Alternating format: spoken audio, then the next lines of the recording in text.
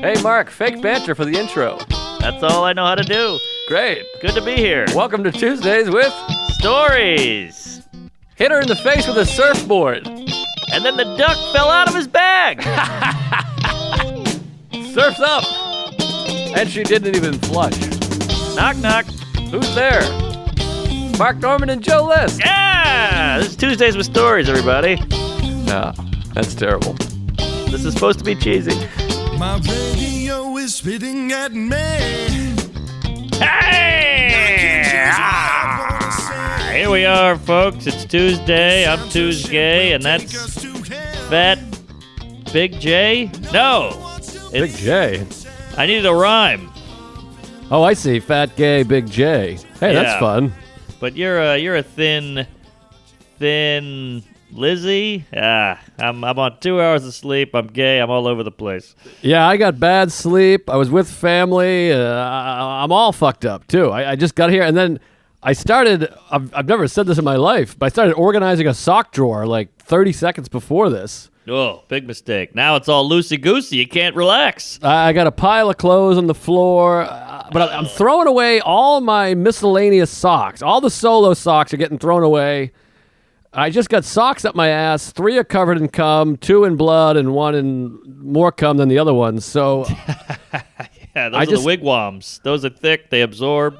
You're like Marie Kondo over there. You're making your place less cluttery. well, my mother just found. I'm going to get into this later. I mean, I just went home for the Super Bowl, and everybody's all vaccinated, and some aren't, but whatever. And went home for the Super Bowl, hung with the family. And every time you go hang out with the family, don't you feel like you're a little further from sane? From sane? Sanity, Yeah. yes. Yeah, of course. What are you kidding? That's our whole MO. I don't even know what an MO is. Memorized operandus. Memorial Oprah. It's operandi. It's Latin.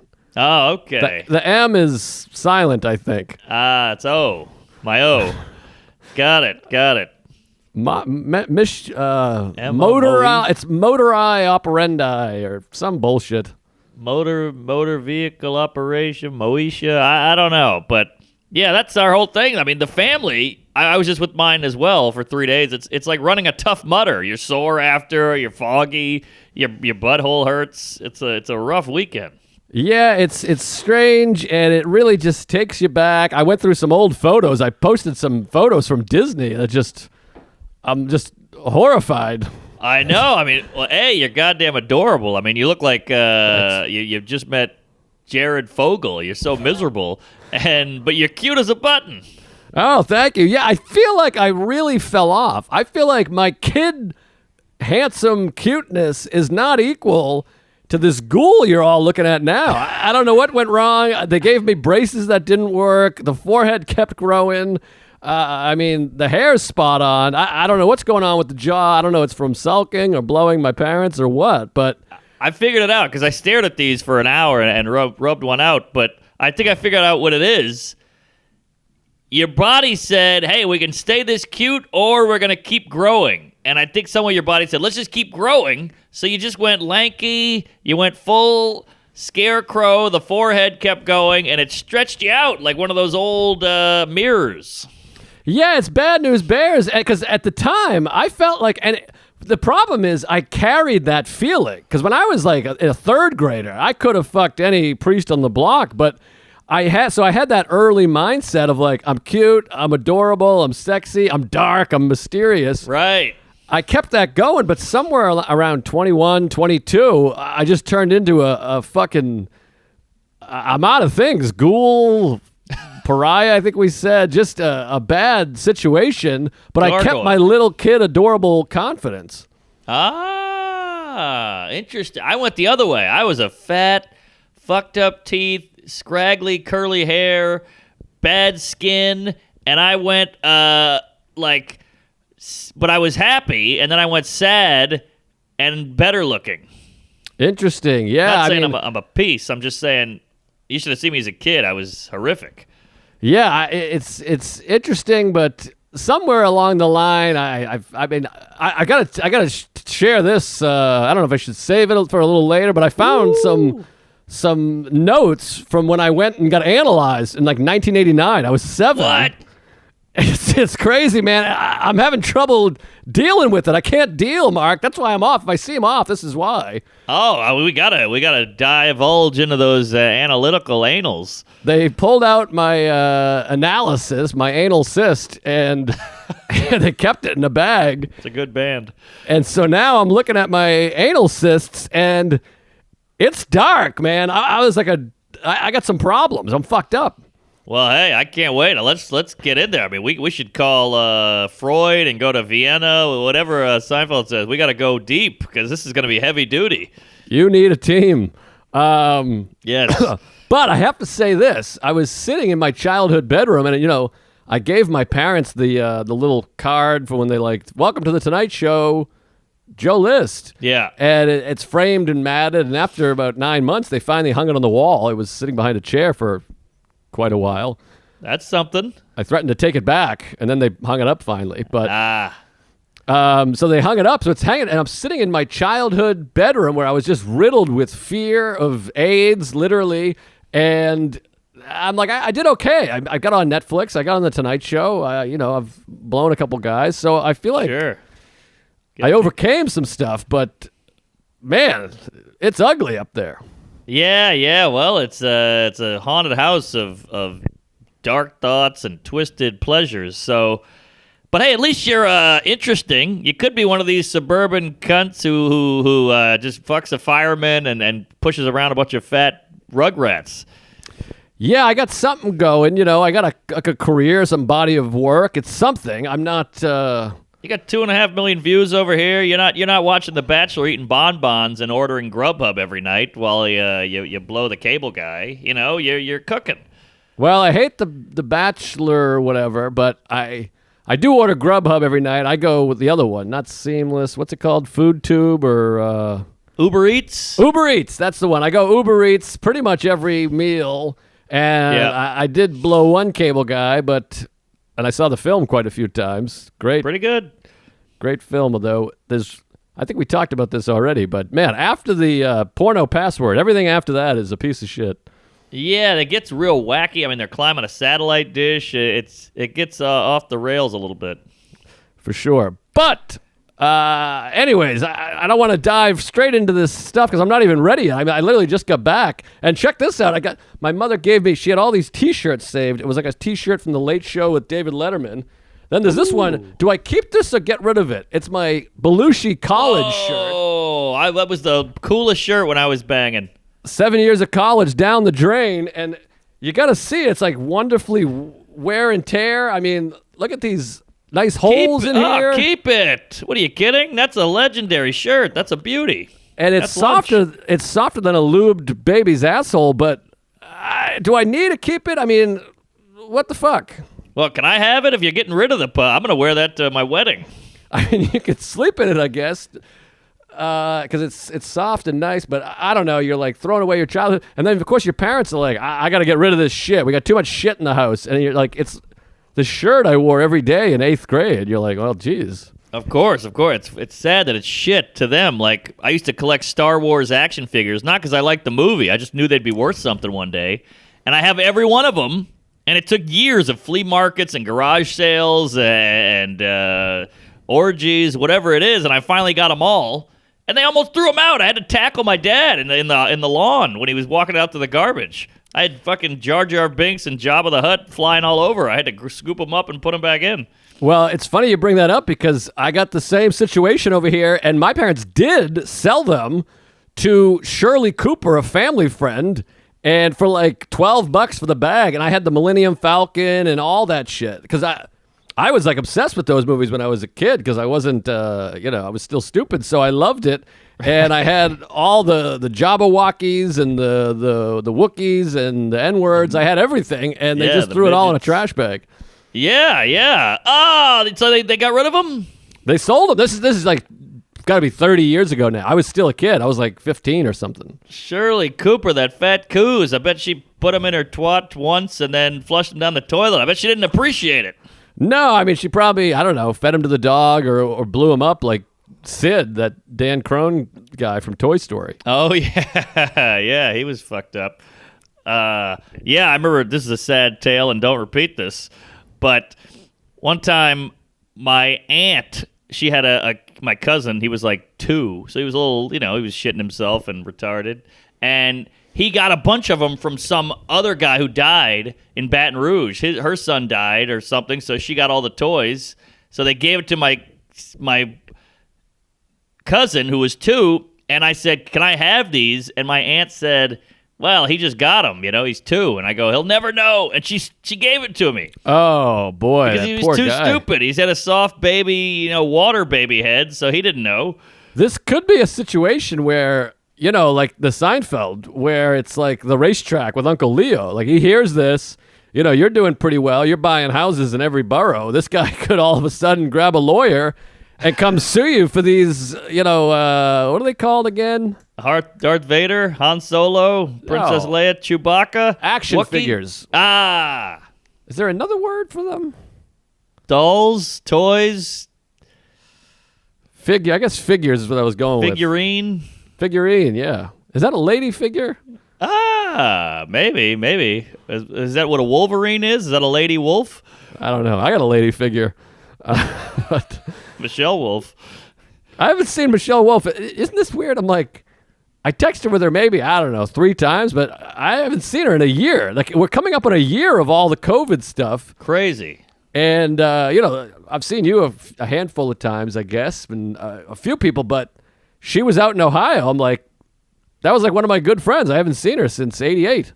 We used to see her every other night. She was a booze bag and a fun hang and a great comic and a big mop of red pubes. And I saw her in Texas, 2 months ago when I went and did the Joe Rogan program and all that. And I've never seen her so emotional. Not emotional, but, she was like, "Oh, my God, get over here." Like, she was never touchy or feely or any of that. And she was like, you could see it in her eyes, like, "I've been out on this bender for 9 years with these blacks, yucking it up on a farm. Like, it's great to see you." Jay Feely. But, yeah, I think it is going to be weird because I keep hearing these things. It's interesting because I keep hearing these things of like, we haven't seen anybody. We don't know what it's like to hug. We haven't, kissed on the lips since the 80s. We haven't looked at anyone's eyes since, Teen Wolf was in theaters. But now, this weekend, I was with my family and there was about 48 of us. And by the way, to all the fucking fucks that are going to text me and write whatever, literally everyone in my family has been vaccinated. They're all hospital people. Look at that. But we feel impervious up there. By the way, we talk about how the vaccine, if we go at this rate, it's going to take 7 years literally to get everybody, blah, blah, blah, which I think is a little scare tactic-y. Like, take it easy there, Ross Perot or whoever's in charge.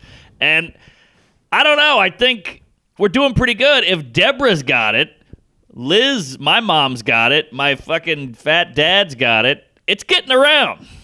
It's getting around, and it's kind of like the way COVID was, but like reverse. Early on, they were like, does anybody actually know anybody that's had COVID? And it took like months before people were like, my mailman's uncle has it. Right. But the vaccine, I know a shitload of people that have vaccines. So same. It is getting around.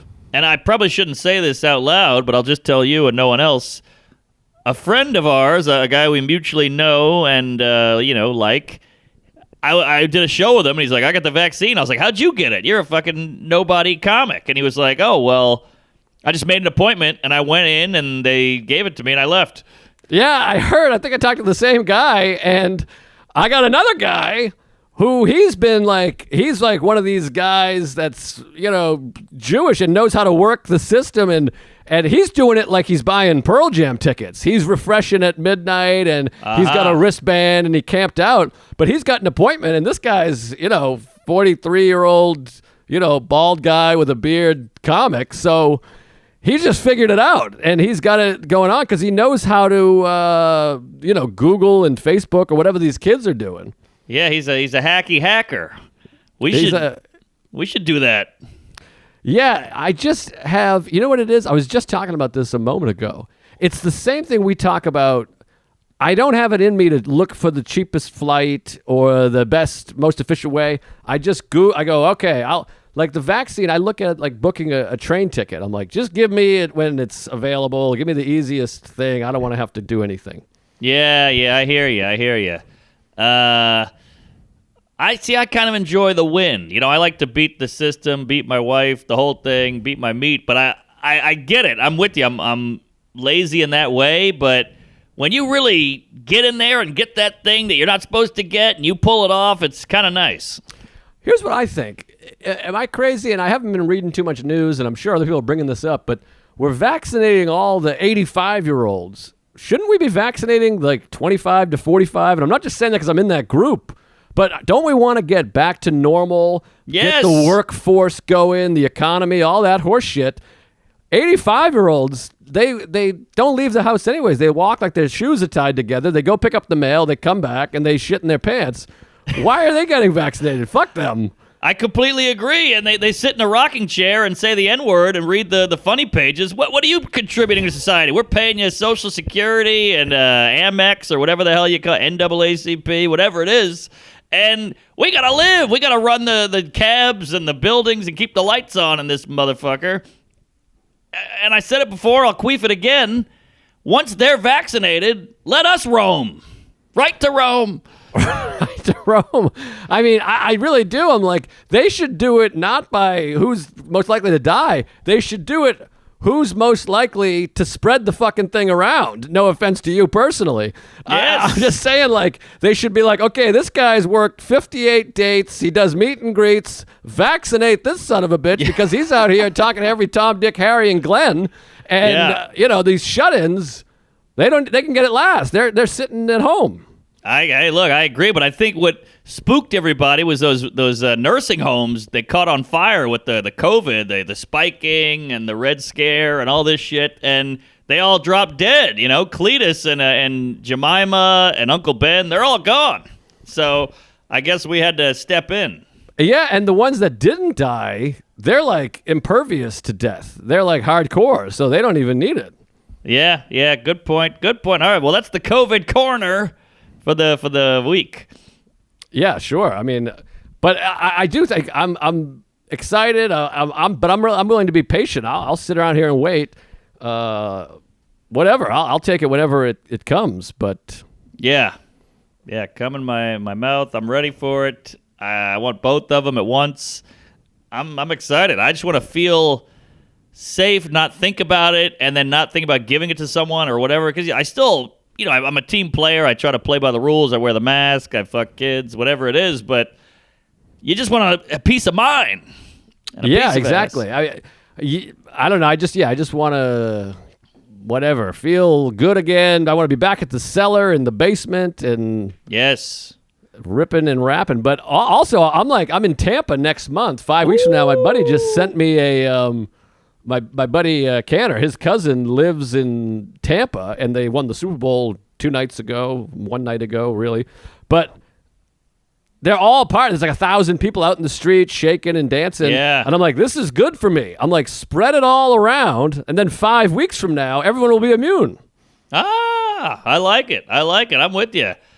Man, I got to tell you, Tampa, you're going to have so much fun. I mean, you already love the club, but it's just you don't realize it, and I'm speaking for the the collective you, not just you.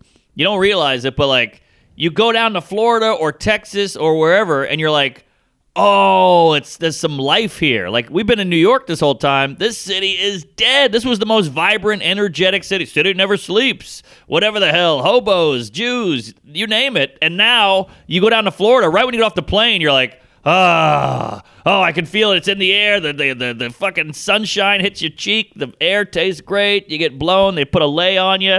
You're going to love it.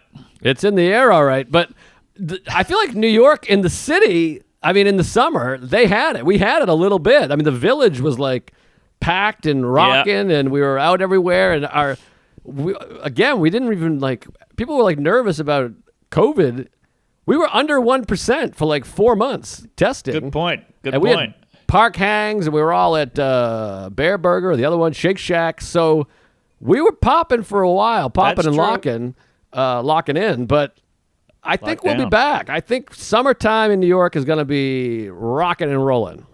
That's true. And also, not to throw gas on this dumpster fire of a year, but have you heard of these articles? There's all these articles in the Times and the Post about these fucking New York nut jobs are going out to the suburbs. You know, everybody fled the city and bought houses in Jersey and wherever, Connecticut.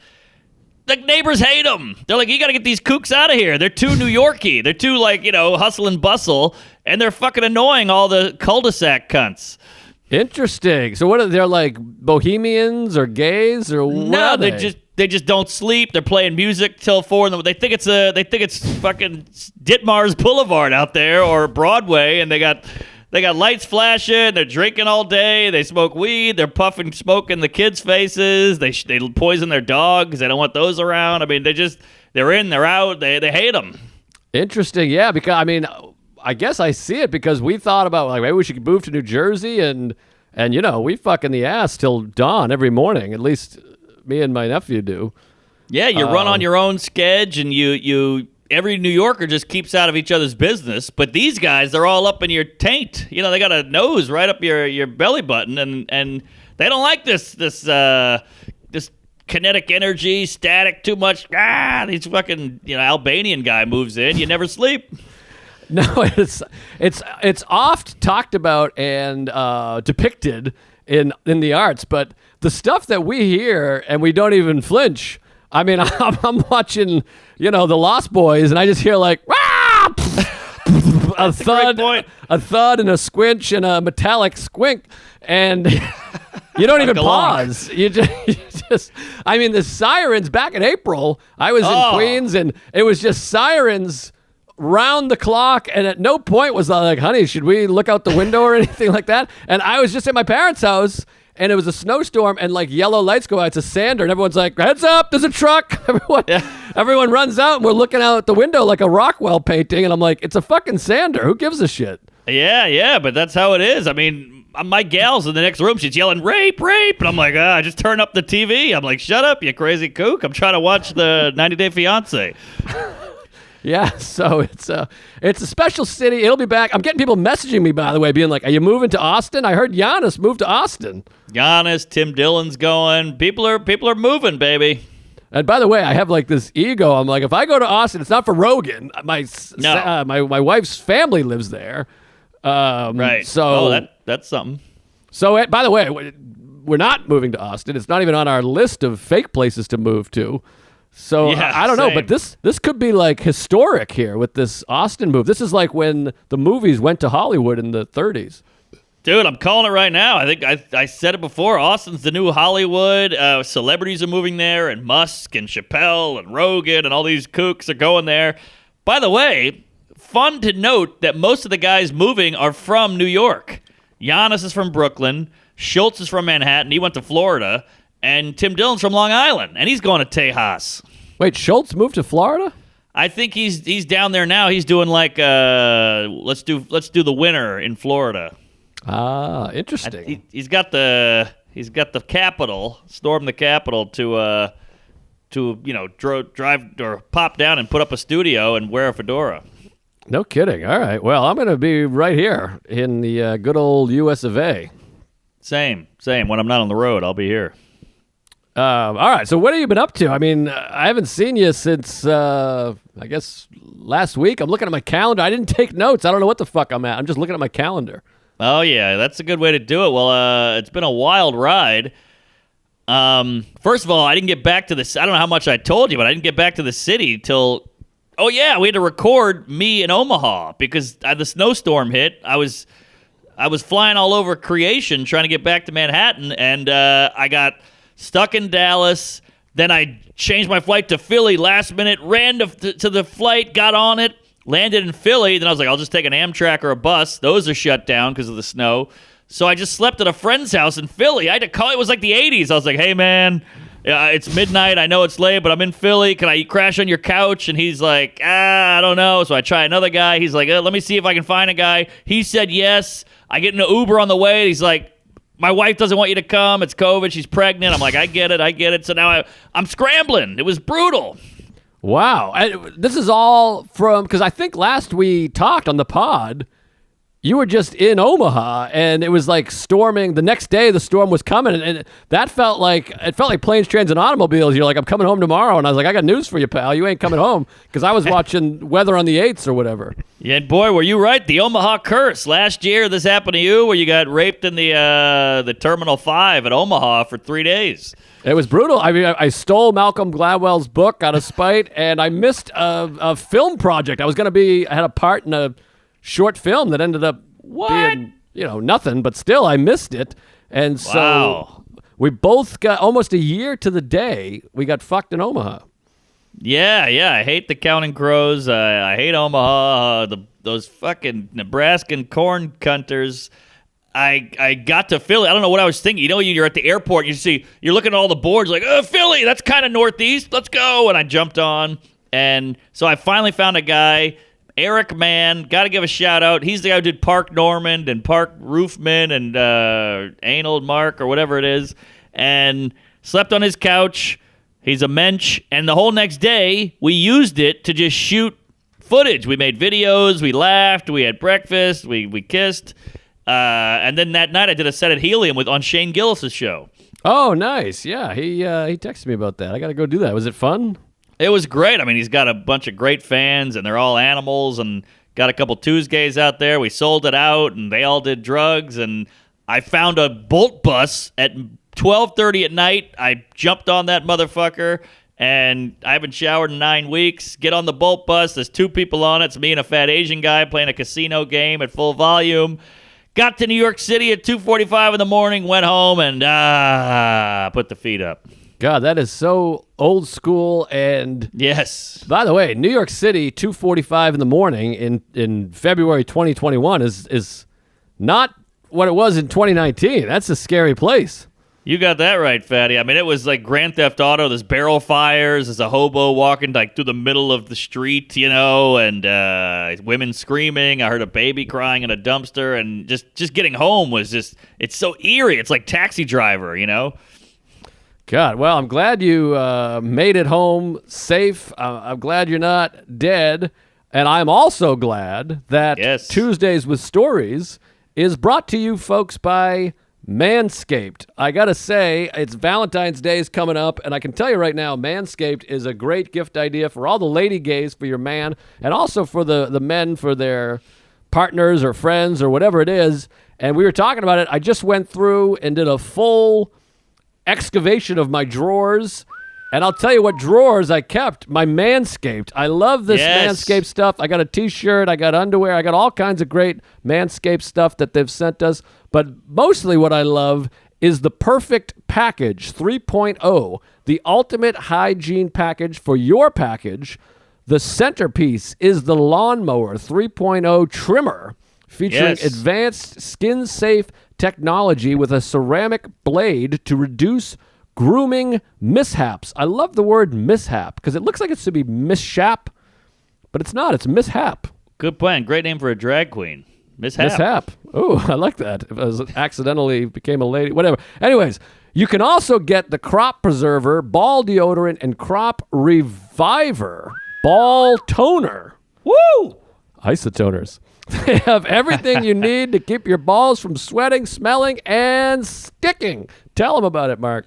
You got that right. I love it. I keep my Lawnmower 3.0 trimmer right in my suitcase. Bring it everywhere. I love these guys. Manscaped's the best in the biz. Just in time for Valentine's Day. It's time to make February 13th International Trim Your Pubes Day with Manscaped. Get 20% off and free shipping with the code Tuesdays at manscaped.com. That's 20% off with free shipping at manscaped.com, and use promo code Tuesdays. Thank you.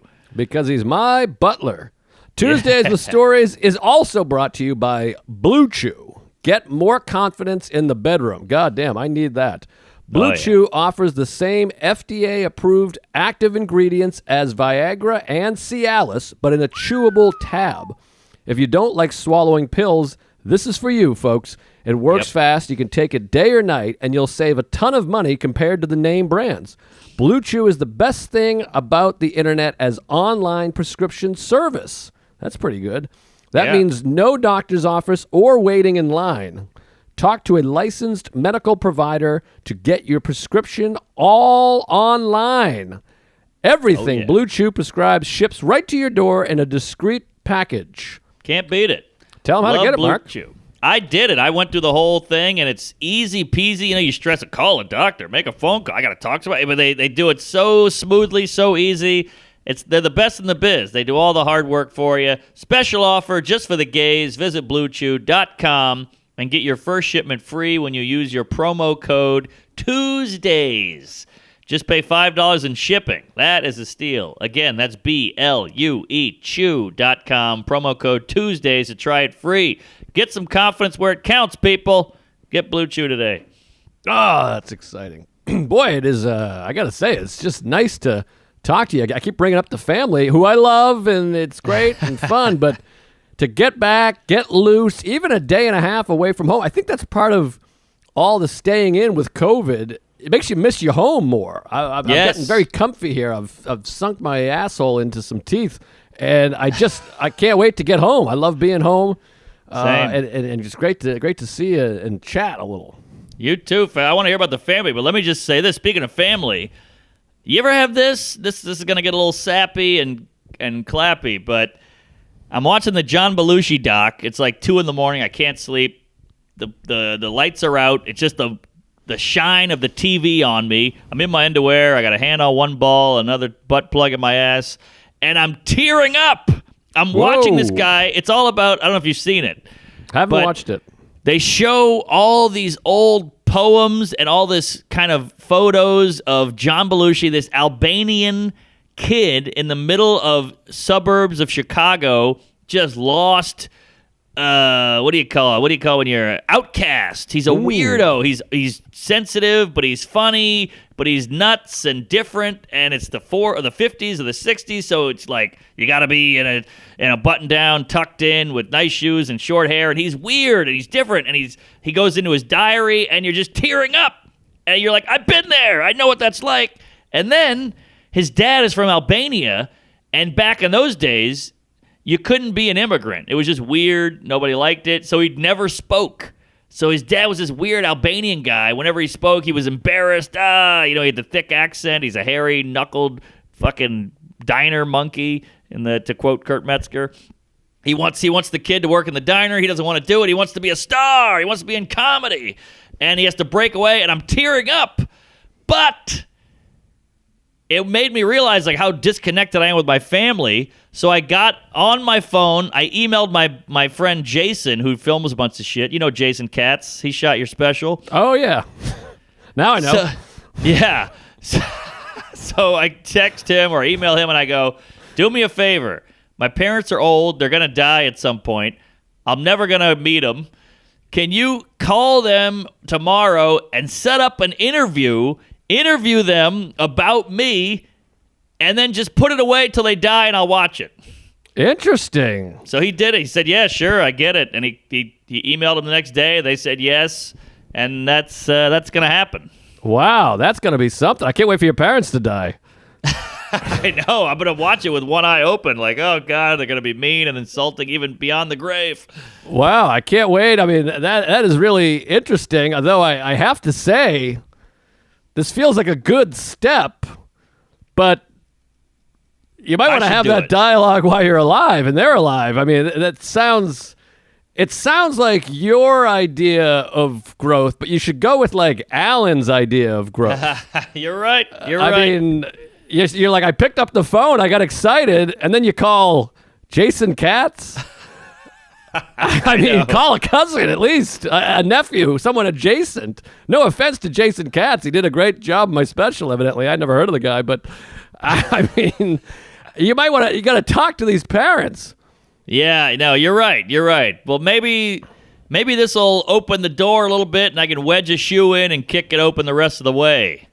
Yeah, I hear you. What we should do is, what if we did this? We each talk to the other's parents. Then we cut the bike in half.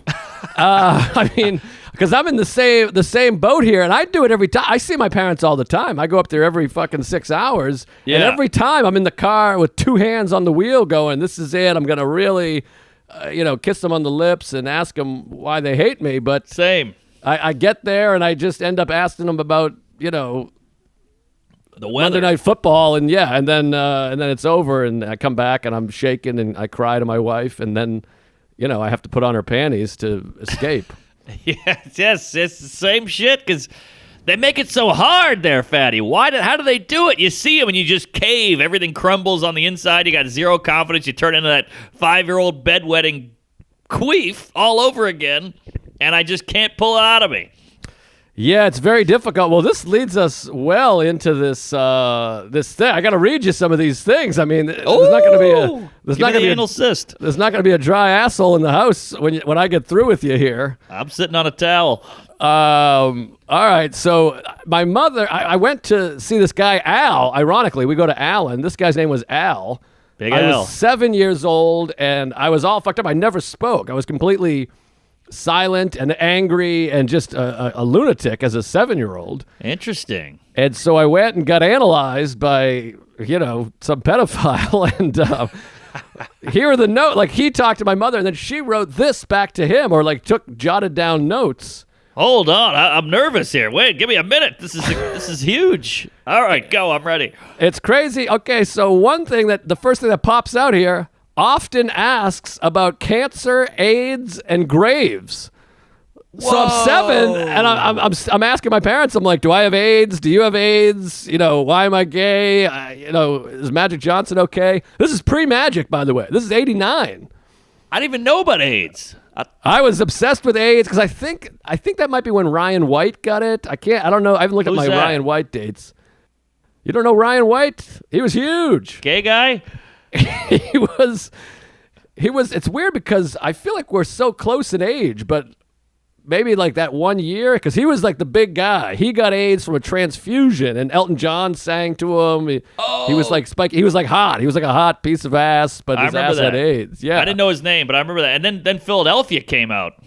Philadelphia was big. That was post Magic. What about Lou Gaines? Oh yeah, I forgot about Lou Gaines. He was Mario Lopez, I think, or vice versa. Yes. So it says, okay. Oh, ironically, the notes are from Sarah's birthday. So my current wife, I saw him on April 17th, which is her birthday. So this is on my wife's 11th birthday. I'm getting analyzed. Fun. And it says, Joseph appears to have a good number of phobias. I mean, and this is the last of my formative years. You got 7 years to form, and here I am, and everything in here is me now. This is pretty impressive, by the way, that you were very aware of the world around. When I was 7, it was chocolate, cartoons and candy. Well, I was afraid of these things, but listen to this. He is very immature and needs to be given some responsibility and have some limits set. So I think I was just like running rampant over there and jerking off all over my mother's tits. Wow. Listen to this one. He needs quality time with his father, and a lot of boy things should be done together. Whoa, well that one she got right. Or he got right. I think, quality time with my father, that's still what I'm longing for, of course. Yes. Interesting. This is Al's good. And boy things to do together. So I think they wanted us to go fuck some bitches together. Yeah. Well, by the way, this is all problematic now. Boy thing. Well, we got gender roles. Yeah, this is all ruined now. Yeah. And then it says we need to spend time building his confidence and helping him to mature. And hold on. Where was Little League in all this? They should have thrown you on the field. I was already in T-ball in Little League. Well, I was 7. So, yeah, I would have been playing I started playing baseball in those days, but it's T-ball's not anything really. You're just sitting there swinging around, touching your own dick. Sure. Hold on. Often asks. His anger comes out in his drawings. Joe is a very angry boy, so I had all this anger pumped up even as a child. Wow. Then he talks about a guy named Justin. And he hasn't been mentioned for a while. We really don't think he exists. I have no idea who Justin is. I had some guy named Justin. I wonder if he blocked it out. She said all his stories are very sad. They all have to do with death, drugs, and divorce. So I was like 7 walking around talking about death, drugs, divorce, AIDS, cancer. Wow. You're like an alt comic. It says he won't talk to us even if we specify something that could be wrong. example, allergy shots. No one likes shots, but he won't even say the words. Whoa, crazy. And then This is unbelievable. It's wild. Hold on, let me see what this word is. Oh, he denies doing something even if we watched him do it. I'll be like, I didn't do that. Fuck you, that wasn't me. And then he always leaves the closet door open. He checks behind the shower curtain every time he goes into the bathroom. He won't eat anything. He'll cry if we try to make him eat something. Still there. Still have it. And we have spoken with his teacher. She said he seems to be fine at school. He volunteers. He's bright and has no problems learning. He does tend to be talkative, though, although he insists he never talks in class. Wow. So you were a bit of a liar.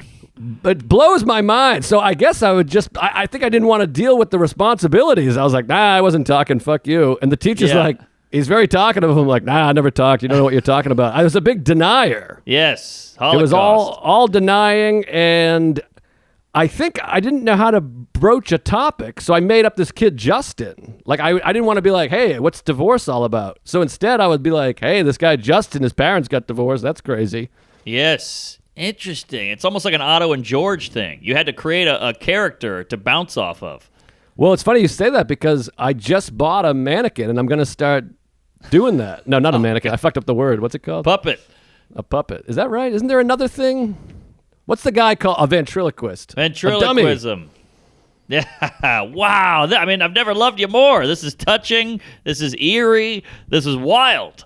And well, between that and the Disney photos, I'm like a tragic figure. I'm looking. I'm like, I just want to go back and blow 7-year-old me. Take me behind the Mickey Mouse ears and suck me off because I don't know what. I was all fucked up.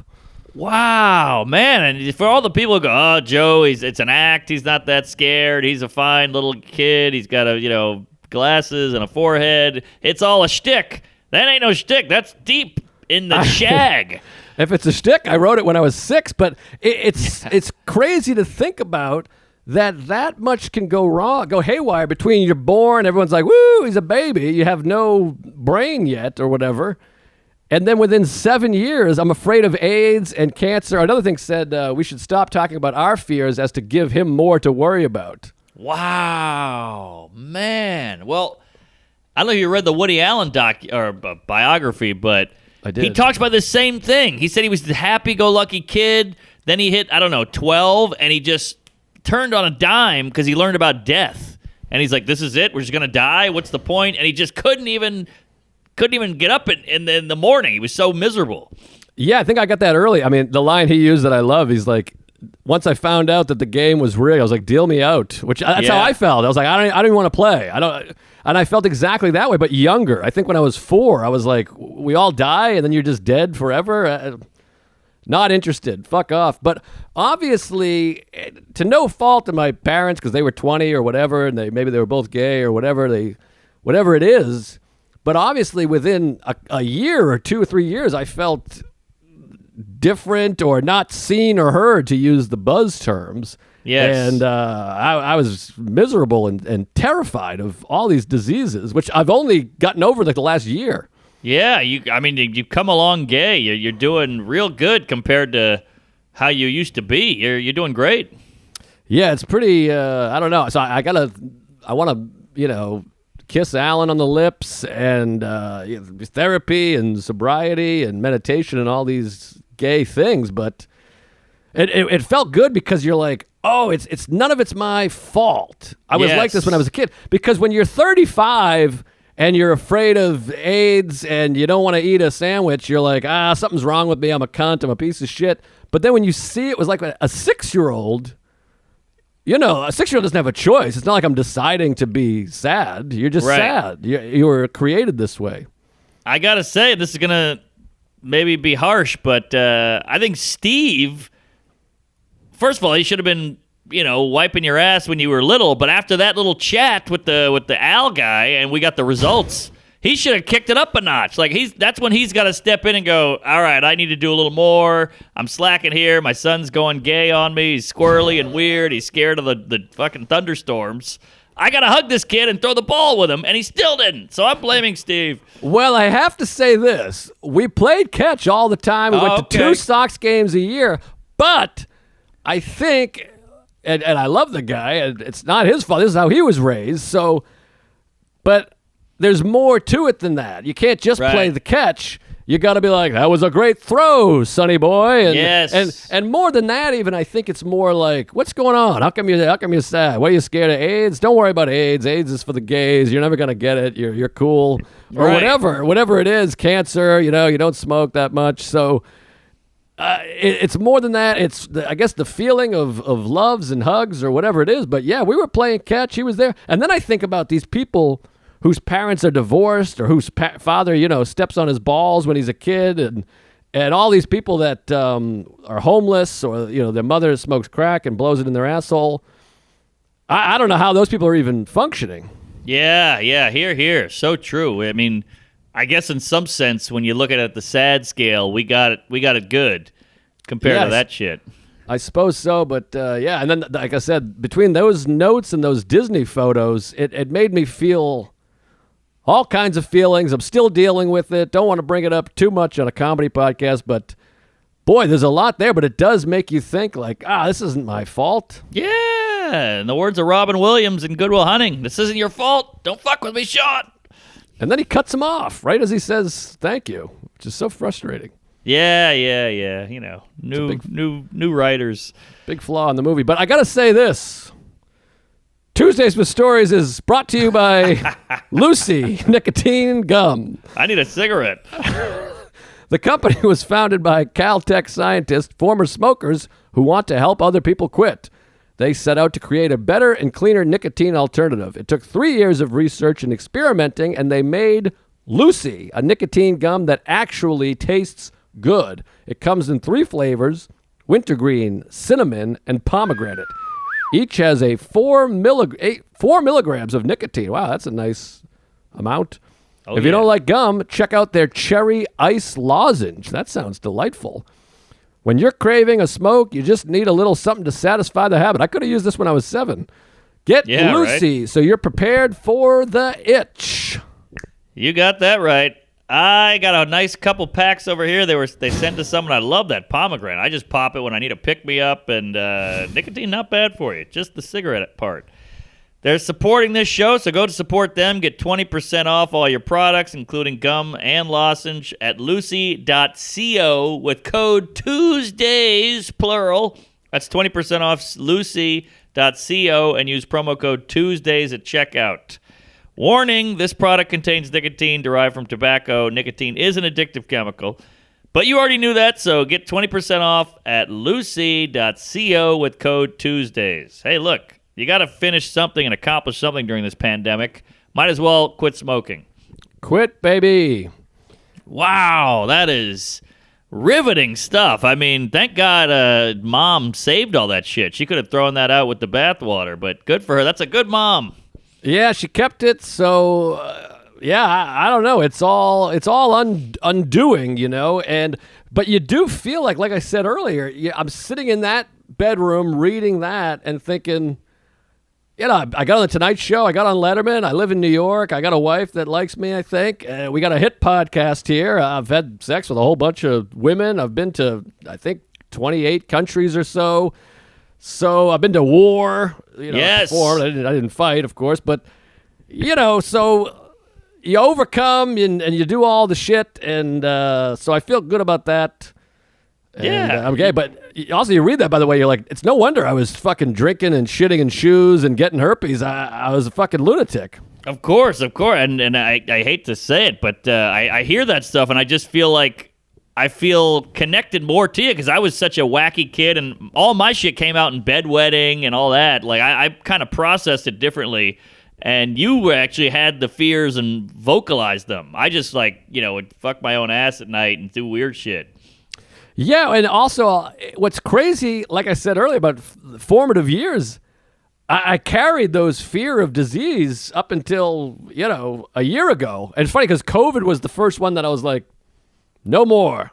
I'm putting my foot down. I'm not worrying about this horse shit. And then the whole world shut down. Isn't that funny? Yeah.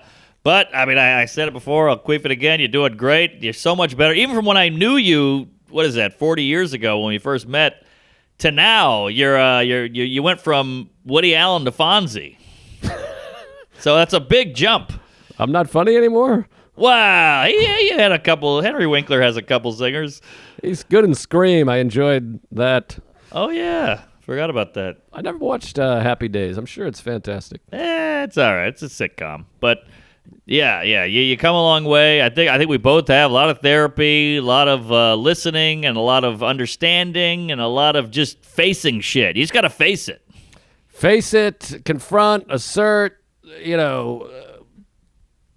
don't know. I don't know what else. My dad was such a...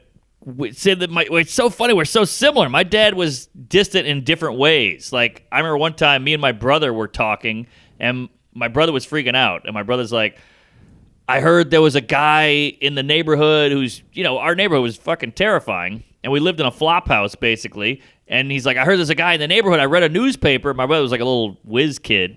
And he's like, I read a newspaper. There's a guy walking around killing people. And I heard something at the window. I'm nervous. And my dad goes, well, if he's going to kill, he's going to kill us. So might as well not worry about it. And I remember being like, that's it? That's the advice, you fucking chooch? That's all you got? He's going to kill us? Yeah, that first part is helpful if there's a bunch of other stuff along with it. What do you mean? I think if you're like, well, it's not... Don't worry about it because whatever happens, there's wisdom in that. You can't really control anything, so it's not worth worrying. Worry doesn't really take away tomorrow's problems. It takes away today's asshole or whatever. So there's something in that sentiment that could be valuable, but you need like another 20 minutes of dialogue there. You need like... Don't worry, we got locks on the windows. It's unlikely that anyone's going to break in, but even if they wanted to break in, which they don't, son, don't piss on the bed tonight. We got double locks. The police are here. Mom and dad are awake. We won't let anything happen to you. We're going to be having a threesome all night with your younger brother and whatever. And also, there could be more dialogue. We love you no matter what happens, blah, blah, blah. There could be a lot there. Yeah, it'd be nice. But he was a stoic cunt and had quite a temper. But let me try to lighten the load a little bit here because this is some heavy duty laundry. Please. I went to New Orleans, saw the family. It's so crazy, and I don't want to get more into time and family and life and death, but I show up to New Orleans. By the way, flights are getting to be a nightmare. I'm connecting everywhere. I'm going to fucking Utah to go back to New Orleans. It's a whole rigmarole. And the prices have gone up again. It ain't $20 tickets anymore, by the way. I know everyone wants to get back to normal life, but normal life was a nightmare. Yeah, well, at least we could hug. But yeah, I hear you. I'll hug you. All right. I want to prove it. Come by. I got 18 stacks of Cheesecake Factory cards for you. Oh, Jesus. I need a cheesecake. I'm going to Florida where I think you can make your own cheesecake in the kitchen. They don't even give a shit. Yeah. So take these cards. I got all kinds of Uber or whatever, you name it. Take my wife, please. So go down to New Orleans, and it's my mom's birthday. She's 71. She's still clicking. I mean, everything's working. She's a finely lubed vagina. And we go, hey, we're going to go out to eat with my brother. So my brother's got a wife and 2 kids, and there's a whole life going on down there. I'm up here in New York, detached, and you get down there. We all go out to dinner. My brother shows up. He's got 2 kids. They run in. Nana. They hug my mom. She's grandma now. They hug my dad. And they go, hey, weirdo. You're that weird uncle who's selfish and wanted to pursue the arts, But 20 minutes in, they loosen up. And it's just so fat. These kids are growing. They're becoming a person with a personality. And they're getting bigger every time I see them. And my brother's a dad. And he's got him in a headlock and a noogie and all that. It's wild. Just thinking, going from wedding to bed with the murderer outside to your dad saying kill yourself, and then cut to comedy, podcast, TV, all the things we've done. Then you go back, you're like, man, so much has happened while I've been gone. Yeah, it's the weirdest thing because it gives you this window into what your life would be like. Yes, interesting. Yeah. And with children, you really see the passage of time. You see your mom, she's old, she's fat, not much has changed. She just gets a little older and fatter. But with the kids, you're like, oh, you went from a baby shitting himself to talking, to walking, to now in school, to having a friend, to fingering. It just keeps going. So you see the real shift with the children. Yeah, it's the strangest thing ever, and it becomes really sad because I know I've said it before, but you're like, you got to make sure you keep up those visits because otherwise they're a completely different person. You don't even mean anything to them.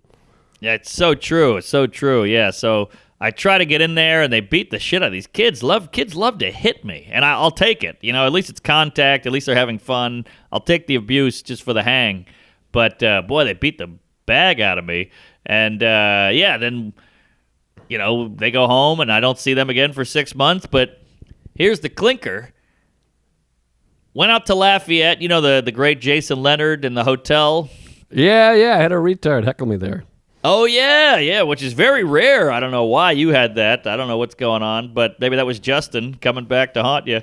But we sold out a bunch of shows. We high-fived. We got a room in the hotel. We did it up, and we had like Cajun food every day and got drunk every night on whiskey, and it was just a magical time. It's the first place I ever did comedy was Lafayette. And to come back and sell some shows and have people know who you are and Tuesdays and Chipotle shirts and comedy and all that, it's a beautiful thing. And then you drive back and you see the family again, you hug, and just a great old time. And I got to tell you, going down to Louisiana, you're driving in that sunshine, and it's just free and open. And I know I make fun of it. It's Cajun country, it's coon asses, it's rednecks and gators. But man, I'm proud of my home state and all that shit, and it all comes back out of you. And boy, it was nice to get home. Yeah, well, it's funny. We were both home. We both had these introspective journeys, I guess. But I can't wait to get into some sun. I looked it up. Key West is 81 degrees. I'm there this weekend, and I can't wait to have a cigar, sit outside, take in some vitamin Dizzle, and I'm very excited to go. I'm at Comedy Key West all weekend with nothing better. Sarah and Tom you Dustin. See your old pal, your ball and chain, your partner in crime, your number one, your ace. I haven't seen Tom in 2 years. Oh my God! And that's gonna be great. You're gonna have flip-flops on and a cigar in your mouth. Your feet are gonna be up on a jet ski, and I hear the shows there are bananas. So you're gonna be doing it up. Yeah, I'm excited. I heard it's an all new room and all that stuff. And what's nice about Florida, I know Florida is dangerous because no one takes it serious, but the COVID, but you can also be outside 100% of the time. Good point. So that seems safe and nice. So I'm going to stick a bunch of cigars in my ass and really soak up the rays. I can't wait. Yeah. All right, let me tell you about this flight action, and then I'll get out of your hair. Sure. All right. Go to the parents' house. My parents are into Breaking Bad now. Thank God, because it gives you something to watch and talk about. Otherwise it's just you're staring at pictures of me naked, and they're going, "Look how little your dick was." So here's the clinker. I got a flight out of New Orleans today, Monday at 6 a.m. Oof. Now my parents live kind of in the Whitman, Mass of New Orleans, like whatever Boston is, and to Whitman is where my parents live to New Orleans. Sure. They got old. They moved out of the city. And so it's a good hour to the airport. So that means my mom wants me to get up. She woke me up at 3:30 in the morning. We left the house at 4. We got to the airport at 5. 3:30 in the morning there, fatty. I mean, do you know what that does to a psyche? I do. It's horrible. It's similar, and there's studies about this, that lack of sleep, waking up at the wrong time, whatever. It's equivalent to drinking. It's like it's like you had 14 beers in the middle of the afternoon and then stopped. That's the feeling you have. You're hungover. Yeah, you're actually ill feeling. You wake up, you're hungover, you kiss your mom, you're still drunk, you don't know what's going on. So we get in the car. My mom is the slowest driver on the planet. I mean, she's 71, so she's just like 10 and 2, giant Coke bottle, red glasses, gray hair, Crocs on, and people just whizzing by, and I'm looking at the dash. It says 22 miles an hour, and I'm like, we're at a 40. We're on a 40 lane. Get the fucking move on. But I could have gotten there in a half hour. We took an hour, and we finally get there.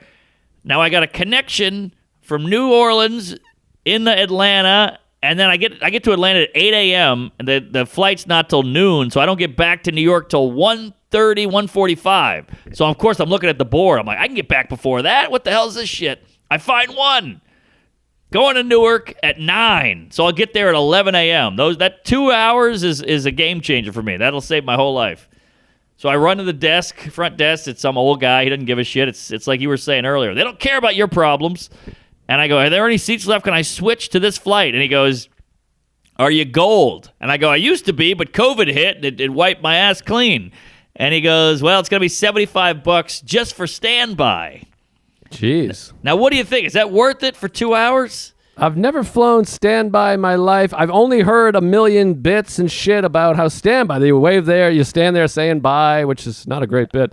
But Oh, yeah. I heard all these nightmares about standby. It's the worst thing of all time. So I've never really done it, honestly.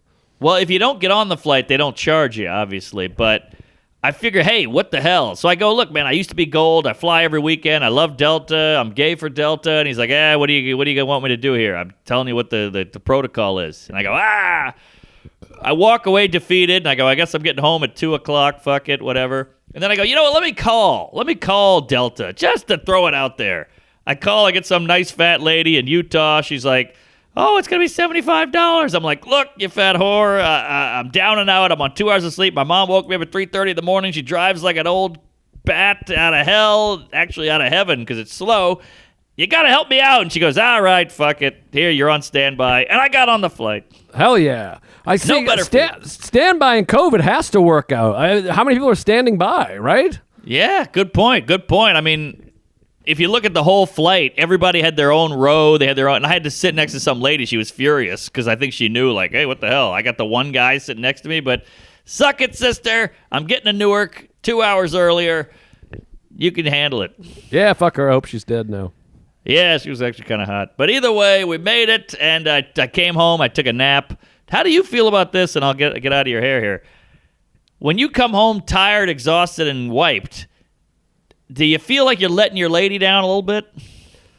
No, I don't think so. Oh, maybe a little bit. I guess so, a little bit, but I also am like, I'm pooped. What do you want me to do? I mean, like, you only have the energy you have, so yeah. I guess it depends on her reaction. I mean, if she's like, oh, I thought we'd go out and do this and that, then I feel like I'm letting her down. But otherwise, I feel like I'm just regular, hey, whatever. But I feel like I'm a guy that gets home exhausted. Travel takes it out of me. Yeah. I hate the fucking waiting, and I hate every single person. I mean, you can see from my drawings that I got anger problems.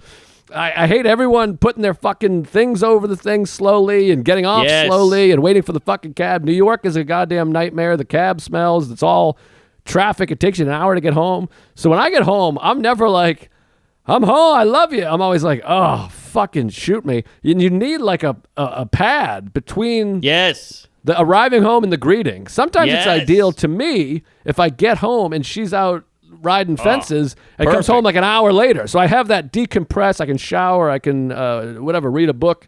And then she gets home. Then I can give the proper energy. That's the best because it's tough. She's like, I can't wait to see you. I'm like, I can't wait to see you too. But then the next day rolls around and you're on 2 hours of sleep, 6 connections, and a Cinnabon. So it's a little lackluster. I show up. She's like, woo, what are we doing? I'm like, I gotta shit blood for a minute and sit down and take a nap. Not to mention, you've been on airplane mode for an hour. It's a Monday, so then you have 48 emails, 37 texts, a couple tweets, and, a nude from your niece. I love a niece nude. There's a title. And, that's going to do it. All right, we got another episode coming out, so we got to save a little bit of juice. Yeah, next week's going to be a wacky one, folks. It's going to be old school. We used to do 2 in a day for years. Well, tomorrow or next week, sorry, I don't want to give it away, but I want to hear about this Ari trip because I know that's going to be a big nugget in your asshole that I can't wait to watch you squirm over. Well, that'll be next week. Next week, I'll have literally 0 things to say on the podcast, but we'll figure it out. We always do. We'll digress and we'll undress. Thank you. All right, that'll do it. Well, thanks, folks. We love you. Get on the Patreon. It's cooking. TeePublic. I see all these shirts out there on the road. People are loving them. And you got a pod. I got a pod. You got a special. I got a special. Help the family. Help the gays. Connect with each other. I got a Facebook page where all the gays are coming together and high-fiving. So get on board, folks. Yeah, do it. Suck your father's dick and eat your mama out on a Wednesday.